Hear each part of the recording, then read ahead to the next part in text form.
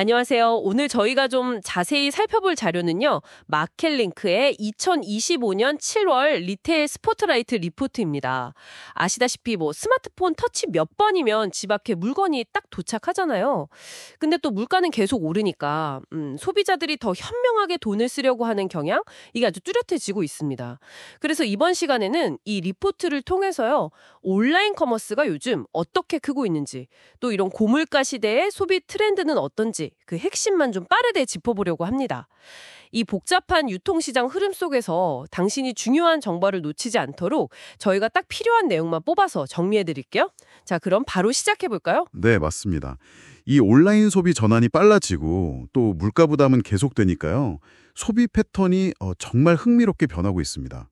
리포트를 이렇게 쭉 보면 플랫폼별로 그 특징이 아주 뚜렷하게 나타나요. 아, 플랫폼별 특징이요? 어떤 점이 다른 건가요? 혹시 쿠팡 같은 데는 어떤가요? 워낙 많이 쓰니까. 네, 쿠팡부터 보면요.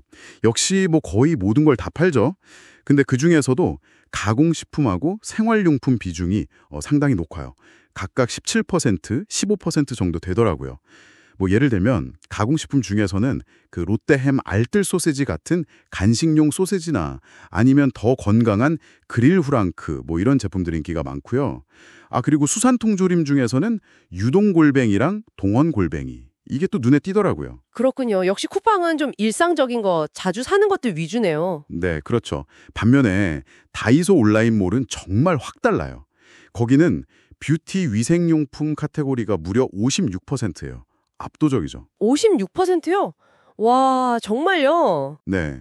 특히 VT 리들샷 500 앰플이라던가 더레바이 블랑도 물광 크림 같은 기초 화장품 있잖아요. 이런 게 5,000원. 이 가성비를 앞세워서 엄청 팔리고 있어요. 주방용품도 13% 정도 되는데 역시 저렴한 실속 상품 위주고요. 와, 5,000원짜리 앰플이라니 진짜 다이소는 뷰티 쪽 공세가 대단하네요, 온라인에서도. 그럼 신선식품 쪽은 좀 어떤가요? 거기도 온라인으로 많이 사잖아요. 그렇죠. 신선식품 하면 딱 떠오르는 곳들이 있죠. 마켓컬리랑 오아시스 마켓. 컬리는 그 리포트에 나온 워드 클라우드를 보면 샐러드, 우유, 달걀, 채소 이런 단어들이 크게 보여요. 그러니까 신선하고 좀 건강한 약간 프리미엄 식재료 여기에 강점이 있는 거죠. 오아시스 마켓도 비슷해요. 유기농, 친환경, 두부, 달걀 이런 키워드가 강조되고요. 실제로 인기 상품 목록을 봐도 무농약 숙주나물, 무항생제 유정란 이런 게 상위권에 있고요.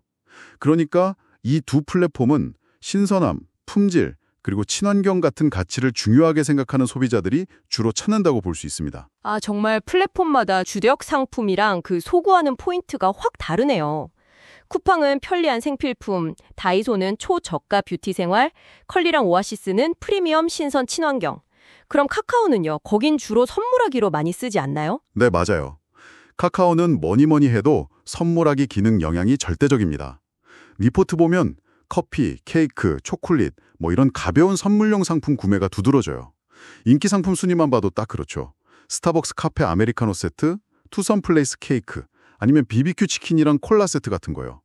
그러니까 생일이나 기념일 같은 때 부담 없이 마음을 주고받는 그런 트렌드를 딱 보여주는 거죠. 네, 플랫폼별 특징도 흥미로운데 그럼 이걸 사는 사람들, 그러니까 누가 어떤 상품을 주로 구매하는지 이런 것도 좀 궁금한데요. 성별이나 연령대별 차이 같은 거요. 네, 물론 차이가 있습니다. 이커머스에서 식품 구매하는 분들 데이터를 보면요.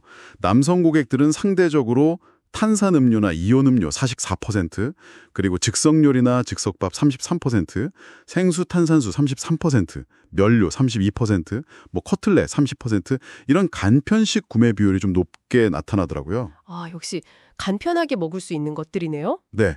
연령별로 보면 20대 이하 고객들은 다른 연령대에 비해서 미숫가루나 선식 33%, 또 다이어트 식품 33% 이런 거 구매율이 높아요. 이걸 보면 좀 건강이나 아니면 가벼운 식사에 대한 관심이 좀 일찍부터 나타나는구나 이렇게 엿볼 수 있죠. 그렇군요. 이런 다양한 소비 패턴들이 지금 말씀하신 고물가 상황이랑 맞물리면 어떤 의미를 가질까요? 결국엔 다들 그냥 싼 것만 찾는 걸까요? 꼭 그렇다고만 보긴 어려워요. 결국 소비자들은 각자의 방식으로 가치를 찾고 있는 거거든요.